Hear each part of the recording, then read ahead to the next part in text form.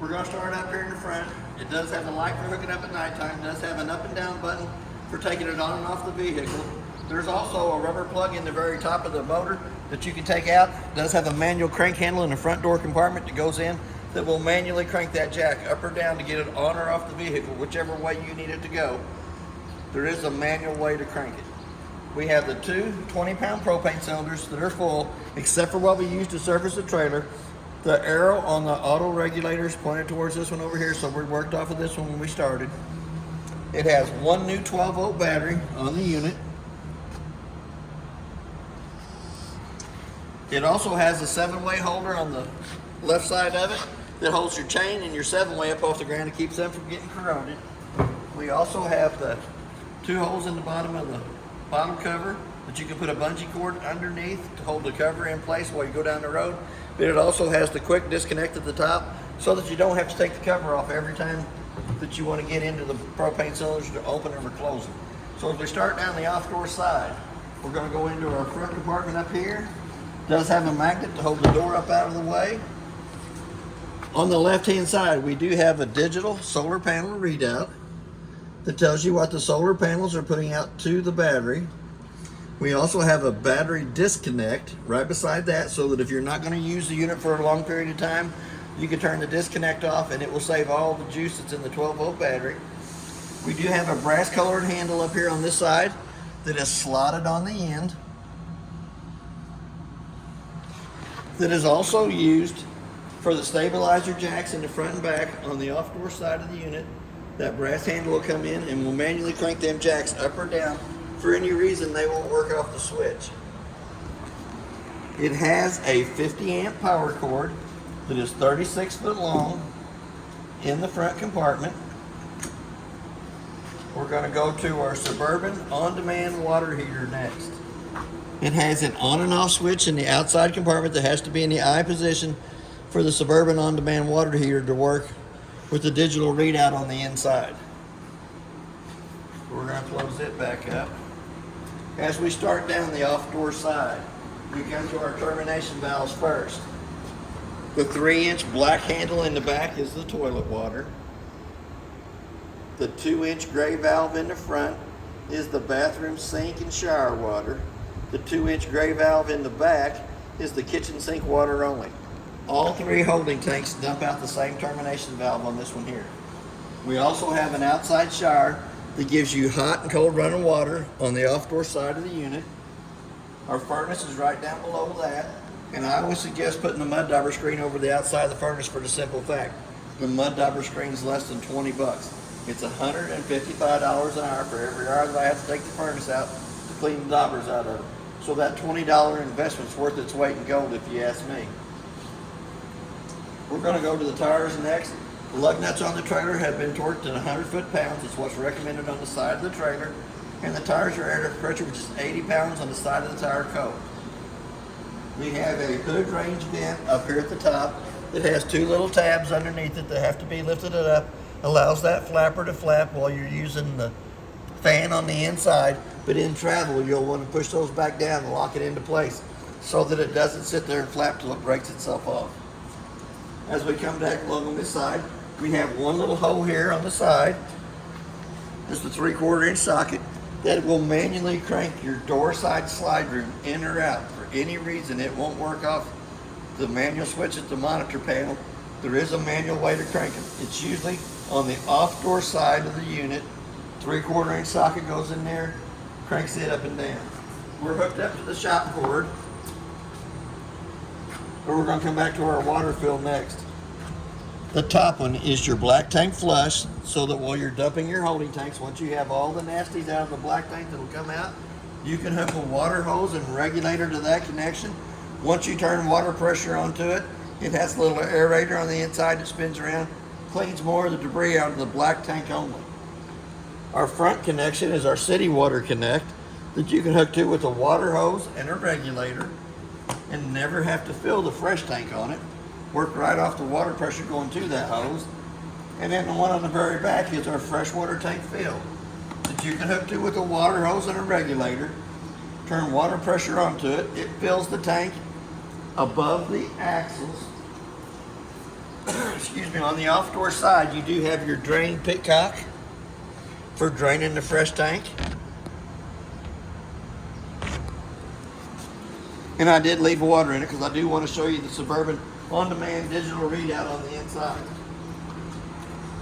In the back of the unit, it does prepped for a backup camera up top. It is also prepped for a Lippert extendable ladder. And while we're back here at the back talking about it, the roof is the most important thing on your unit.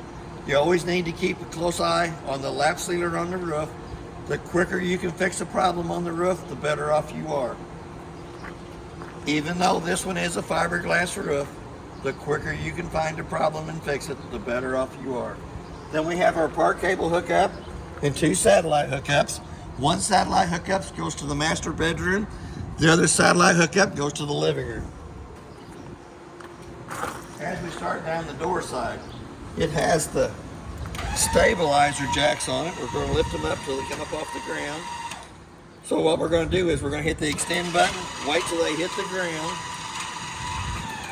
go just a little bit past that. They are for stabilizing the unit only. They do not level the unit from side to side. They are stabilizer jacks only. So as we step up from there, we have an outside gas connection, so that if you have an outside propane grill, fish fryer, or something like that, you can hook your connection to this and works off your 2 propane cylinders on the front of the unit. We have another hole in the radius metal on this side here where the 3/4 inch socket handle goes into that will manually crank the room on the opposite side in or out for any reason. It won't work off the switch. There is a manual way to crank it. So we're going to come up. We do have a 110 outlet on the door side of the unit and a park cable hookup. Park cable hookup works off the park cable or the antenna on top of the trailer, anywhere you wanted to go with it. We had our shop TV out here the other day, and I think it picked up 42 channels working off the antenna on top of the unit. So we're going to slide right past the door for a minute. We have our 2 outside JBL speakers. We have a little critter leash on the front. We have another round hole here that is where your spare tire is mounted up underneath the unit. We're going to come right above it. We do have the other stabilizer jack here in the front. We're going to run down till it hits the ground, just a little bit past that. There again, they are stabilizer jacks. They stabilize it while you walk through the center of the unit. They are not for leveling. Here again, we got our magnets. It's going to hold this up.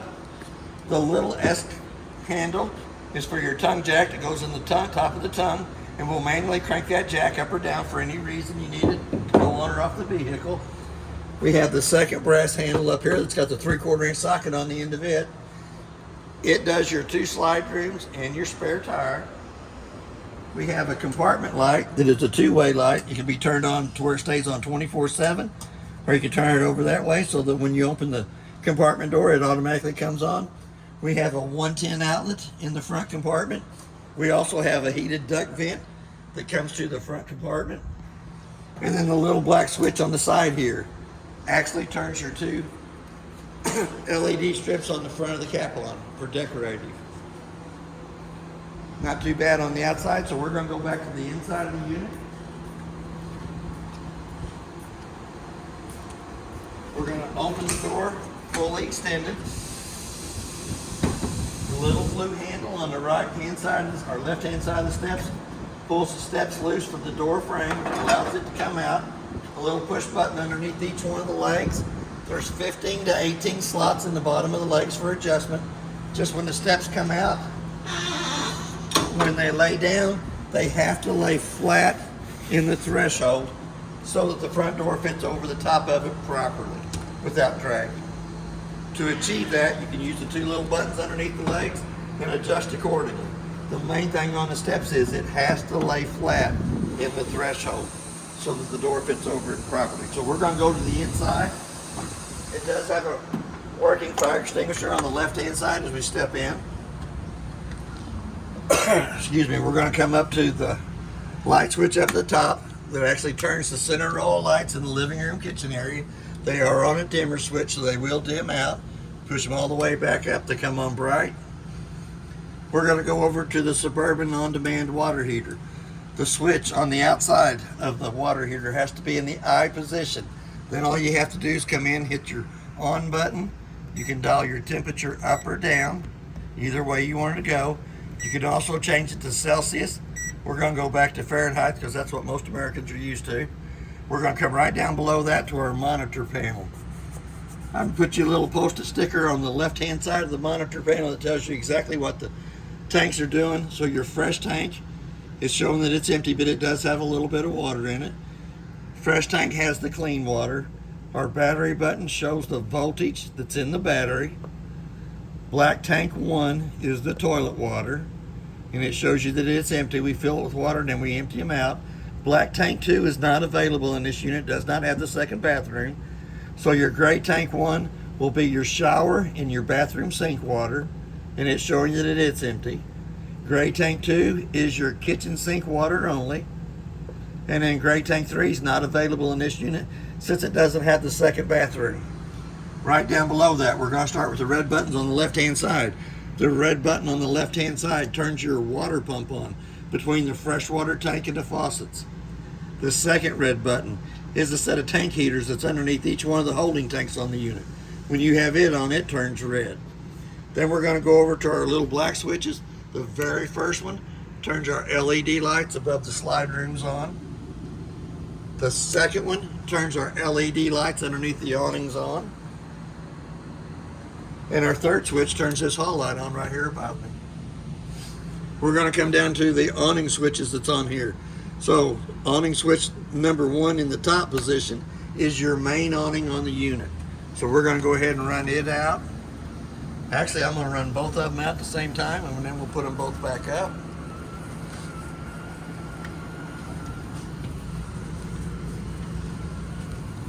We got barely enough room to run the main awning out between the trailer that's parked in front of us. But it's got a skirt on it. That skirt should hang down like that. We'll run this one out. This one I can't get all the way out because it is getting ready to hit the trailer on the back side of the unit. But we have a pinch point on each awning arm that we can pull down against. This would put the pitch of the rain coming off this corner here. If we went to the back awning and pulled down on the front arm on it, we'd put the pitch of the rain coming off this way. You can do it on any of the arms that's on it. They're all 4 exactly alike. But when you get ready to roll the awnings back up, you'll want to push this back up straight in line with itself. We're going to come back around here. We're going to push this one back up straight in line with itself. Now we're going to roll those awnings back in. So I'm going to go ahead and push both buttons at one time. That way I don't have to wait as long on it. Here again, it's just my theory, but if you're not using the awning, you're sitting underneath it, watching TV or watching the ball game or whatever, it just takes a minute to push the button to roll them back in. It is one of the most expensive parts that you will put on the trailer if for any reason it gets tore up.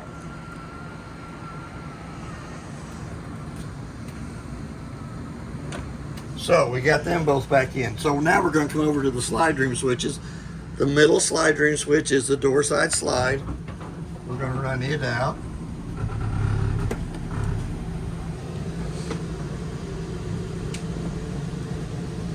Excuse me. It's always good to make sure that there's not a vehicle parked up along the side of the slide room as it goes out, or a tree in your driveway.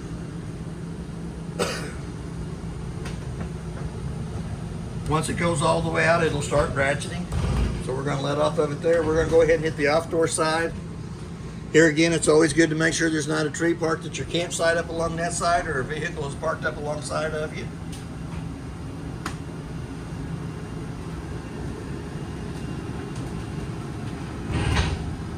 And then we're going to come up right to the right-hand side of that. It does have your JBL Bluetooth system. To turn it on, all you got to do is hit the on button. They can program it right to your phone. Listen to the music that's on your phone through the speakers on the outside of the trailer. It will illuminate blue when it's on. Goes back to being red on the button when it's off. So what we're going to do is we're going to start down this side of the unit. Has a little single push button on the light above the table, sticking closest to you. Each one of the chairs has storage up underneath it. Placemats, playing cards, whatever you wanted to use for it. Does have a pretty good size slider window right by it that lets a lot of air into the unit if you wanted that. So we're going to slide that back, lock it into place. It does have a 110 outlet and a USB port underneath the table. So if you wanted to charge your cell phone, have your little fan down there, whatever you wanted to have there. Black button in the ceiling above the recliners. There's the two lights above the recliners on. Each one of the recliners has a pull handle on the off-door side of it. Consoles where you're going to find your remotes, but it also has a USB port in the console too, so if you wanted to charge your cell phone while you're sitting there watching TV, you can do that. The bigger remote control operates the TV.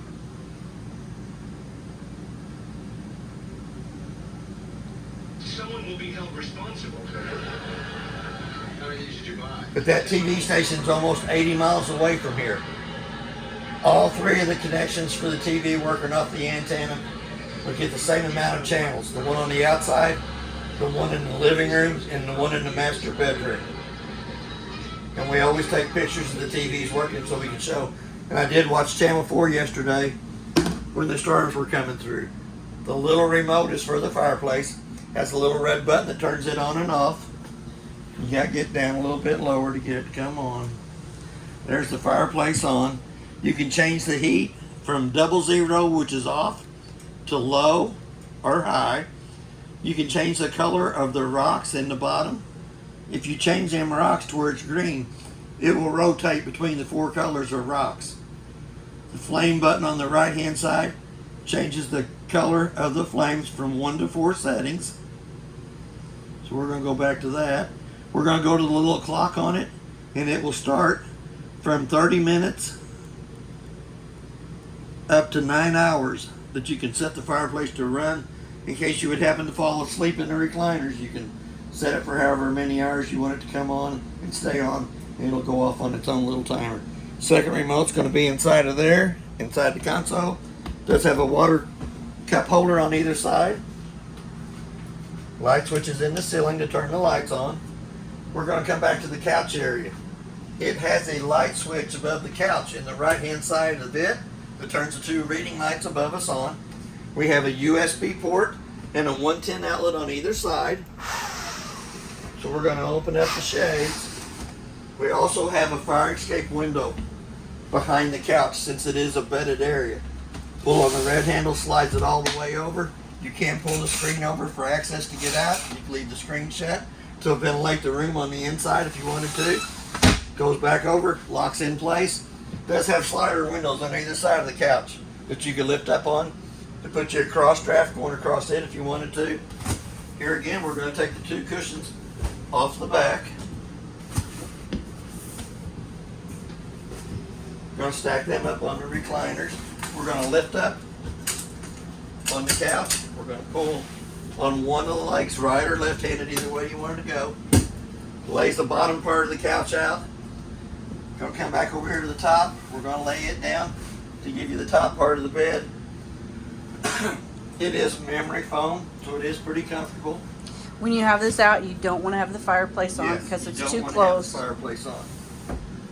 They don't give me a whole lot of time to lay on the couch, so we're going to put it right back up in place. Let it fold down. We're going to take the couch cushions, come back across the couch. Pretty good sized little cabinet space on either side of the couch.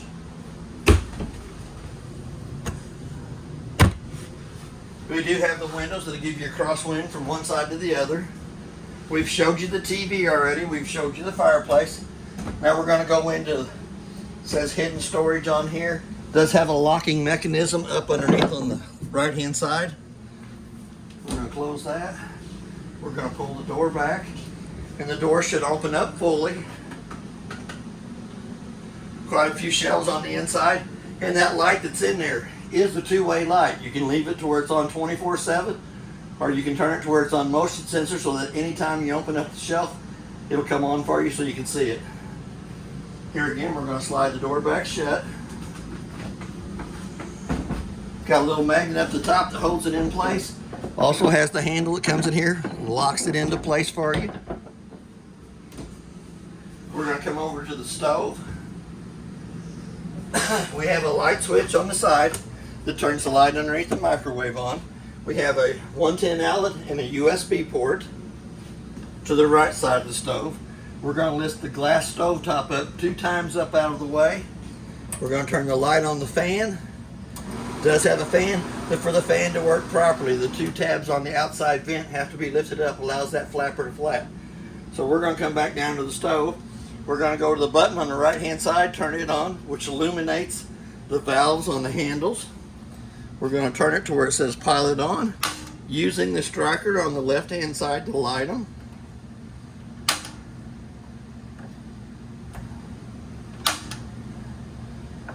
They do have a little thermocoupler to the right hand side of each one of the burners, but you have to let come up the temperature before you can let go of the button. Anytime that it has gas coming through the valves, it will illuminate red instead of being blue, indicating that it's got gas coming through it. So if somebody comes along and turns that on, you got gas coming through that valve right there. So you want to make sure that you keep those shut off. We're going to go down into the oven. Oven's the same way. We have a little button on the left or right hand side. We can use a striker on the left hand side. And sometimes it takes it a minute longer to get the gas to come down to the oven. There we go. We're going to light the pilot. Let it run for about a minute, which heats the thermocoupler right above it up. Once the thermocoupler comes up to temperature, then we can go ahead and we can crank the knob on it so that the oven lights. There we go. Then you just dial it to the temperature you want. Anytime it has gas coming through it, it illuminates the valve red too. So we're going to turn it back off. If you turn the switch on the far right hand side to the down position, it still illuminates the valves on top, but it also gives you light in the oven so you can see the cookies or the biscuits or the pies that you're cooking. It does have a pretty big drawer down below it for pots and pans. You can tell I like my snacks. We're going to go into the top of the drawer. The purple key does the lock and deadbolt on the front door. The black key does your 2 slam locks on your 2 front compartments. And then your 751 key does your outside shower. So there's 2 sets of keys to it. Most important piece of paper in the whole unit is this one right here. That is your Forest River information appliance sheet.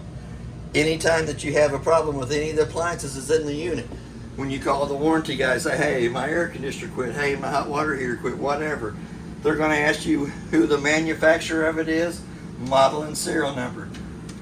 All of it's on this piece of paper right here. That is the most important piece of paper in the unit. All the rest of the papers in the unit's in this brown bag. I try to keep them all close together. Then you got a couple more drawers down below it, pretty good sized drawers. You can put a lot of snacks in there. You can put your bigger snacks on the right hand side in the bigger cabinet. We're going to go underneath the kitchen sink. Big enough cabinet space to put a trash can underneath there. Then you got a couple little shelves on this side over here.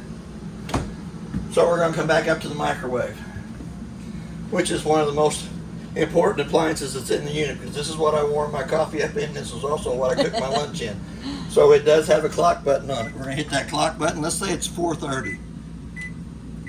Then you hit that clock button again till the 2 center eyes is flashing. The next reason I set the time on the microwave is if I leave the unit for any reason and have to come back to it, if it doesn't have the proper time, I know that the unit has lost its 110 power while I was gone. Usually here at the store, it's because somebody's unplugged my trailer and plugged theirs in, realized what they did, unplugged theirs and plugged mine back in. But it does have a pretty good size microwave at the top of it. Did cook my ham and beans in it the other day. Warmed them up. And my coffee. So we're going to slide right on past that. We're going to go over here to this kitchen sink. It has a pull down on it, so you can pull it down and spray people on the couch if you wanted to. Let it slide back up in there. But your hot water is in the down position, and you actually have to pull back against it to have water coming out of it. Your cold side is straight up and down. It does have a little dot, blue and red on the side here. Straight up and down is your blue side. Down is your red side. It is hot. It also has a strainer off on this side over here, so when he's washing dishes, he's got a place to put the dishes up here so they dry. You know I like that? how you said he is washing. Did a good job. And we're gonna come over into the refrigerator. On the refrigerator, it has controls for it in the upper right-hand corner of the refrigerator. My pictures that I got the other day showed -5 degrees in the refrigerator or freezer, and it had 33 degrees in the bottom. So that my energy drink wasn't freezing in the bottom, but my bottle of water did freeze in the top. We have a light switch that lights the countertop over here. We have several cabinets up above. Lots more snacks can be put in there. A few littler snacks down here in the bottom. The grilled wooden grate is the fit for the furnace that lets the hot air return back to it. Pretty good sized cabinet space off on the right hand side. But we also have a USB port and a 110 outlet over here. Put your coffee pot up here, plug it in, put your cell phone there and charge it. Margarita machine. Margarita machine. So we're going to come down to the LP carbon monoxide detector. If you push that button real fast and let go, it beeps one time like that, which is the LP side of it. It would be continuously if it smells LP. For any reason, it smells carbon monoxide. Both red lights go off, and it will do that 2 times. It is pretty annoying, so you'll know something's going on. And on the back side of the kitchen sink, it has another light switch that illuminates and lights around the bottom of the cabinet for like a night light. It does have another 110 outlet that is GFCI protected, and another brown vent on the cabinet that brings heat into the living room kitchen area. We're going to go back to the breaker box down at the bottom. Little push button in the center of it. But the breakers are marked from the left to the right exactly what they are, with your 50 amp mains being in the center. But your GFCI outlet is in the breaker box. It's not in the bathroom, it's in the breaker box. Little gray button right here will be poking out. Put the breaker to the off position, turn it back on, and then reset that. That controls all the 110 outlets in the unit. 12 amp car fuses on the right hand side are marked from the top to the bottom what they are. They give you 3 spots that are empty in case you wanted to add another 12 volt appliance, but all the rest of them are marked from the top going down exactly what they are, starting out with your refrigerator. The biggest part of them are lights, hot water heater, furnace, radio, pump, and LP detector down at the bottom. They do have a red light on the right hand side that indicates that they're blowed if that red light's on. They can also be seen through the tinted glass on the front of the cover if for any reason they blow. So we're going to come back to the thermostat over here. We're going to turn it off. When we go back to the Coleman Mach thermostat, we turn it on, automatically it goes over to the mode. So we're going to go back to the AC side of it. We're going to hit that mode button one more time. It brings you over to the fan speed, and we run the fan in the auto and in high position. So we'll hit it again. It's going to take just a minute since we just shut it off, but the room temperature is at 70 degrees. We have it set to 50. All you have to do to change the temperature on the setting is roll the digital roller from one side to the other. So we're going to turn that back on. We're going to hit the main button one more time. We're going to take it off of AC. Brings it over to the fan speed for off. We're going to bring it back on. We're going to run it over for the heat side of it. It's dialed up to 95 or 99 degrees. Automatically the furnace comes on. It's going to run for about a minute. Then you're going to hear a little tick, tick, tick, which is a self-igniter light in the furnace. And then you'll be able to tell the temperature change in the brown vents on the cabinets and the walls. We really don't need the furnace today, so we're going to turn it back on. Hit the mode button. We're going to run it back down. We're going to hit the off and hit the off again. Now on the furnace, it does not automatically kick off. If it thinks it has lit itself and has the burn chamber hot, that fan could run anywhere from 5 to 7 minutes until it cools the chamber down before it shuts the fan off. So just because you shut it off don't mean it shuts off automatically. It's going to run until it cools itself down. While we're standing here, you do have the quick cool downs on the AC that you could open up. Lets all the cold air come right down in the living room and kitchen, so mom's in the kitchen doing her thing. She don't have to be so hot. When the room cools off, you shut these back off. They go back to the round vents in the ceiling. It's all throughout the unit. So we're going to slide right on past that. We're going to go into the main bathroom. It has 2 light switches in here. One on the wall to the left-hand side that turns the lights above us on. The second one on the right hand side illuminates the mirror, so mom can see while she's curling her hair. It does have a GFCI outlet on the right side of the bathroom sink that is protected by the breaker in the breaker box. Pretty good sized cabinet space down below. It does have a toilet paper holder in it if you wanted to put the toilet paper on whichever wall you wanted to put it on. Don't know if you're right-handed, left-handed. But if you take the 2 screws out of the panel right down below it, we'll access you into the water pump. The water pump has one white valve on it that does have a winterizing hose on it. It is in a normal operating position now. When you get ready to winterize, you'll flip that one valve the opposite way, stick your antifreeze jug down here, kick your pump on, and it will suck water through the whole or antifreeze through the whole system of the unit. It has a single foot flush on the right hand side of the toilet, push halfway down, fills with water. We do have the water pump on, so we're going to actually see it fill the toilet. Then if you pick your foot up off of it, do your business, push and dump, it goes all the way through. We do have a brown vent in the floor on the wall that brings heat into the bathroom area. Same way with your shower. You got your hot water on the left side, your cold water on the right side. We do have a skylight in the ceiling for you taller guys. I don't have that problem. We do have a knurled knob in the vent in the bathroom that has to be cranked up. Little black button turns the fan on for pulling moisture out of the bathroom. Here again, we're going to close that back off. We have our Suburban on-demand water heater in the on position. So, as we go to call for hot water in the bathroom, as soon as it comes on, we have a little sprinkler on the left-hand side, shows you that it has water coming through the faucet. The little fan in the center shows you that it is circulating through the hot water heater. And then a little flame on the right-hand side indicates that the hot water heater is lit, and then you can watch your temperature go up. And I think it'll go up to 122. It's not too bad. Pretty hot water coming out of the faucet. There you go. There's your 122. There's your 122.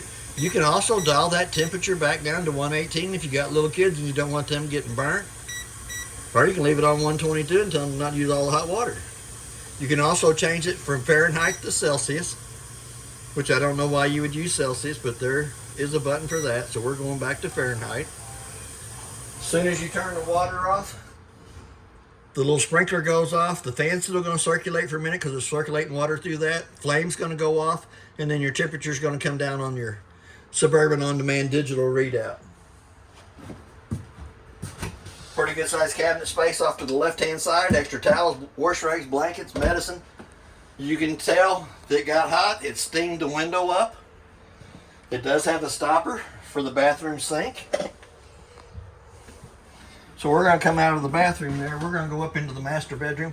It does have a brown vent on the wall that brings heat in, but it also has a white vent in the ceiling that brings AC in. Light switch here on the wall turns the 2 lights above the end of the bed on. We have the button right above it that is for the VersaTilt bed incliner. So we're going to let it back down. You want to make sure there isn't any weight on it when you do Yes, put it up and don't have down. anybody laying on it. There it is in the down position. So for me to get through the bottom of it, I'm going to have to lift it back up. Before I lift it up too far, I'm going to lift it up and show you that you can access your front storage compartment. It does have a tray and 4 little nice little baskets underneath it for shoes. So here again, we're still going to lift it up because I want to be able to get to the other side of the bed. That can get us in. It does have a light switch on the head for the reading lights up above us. We're going to go into either one of the closets. There is a 110 outlet and a USB port on each closet.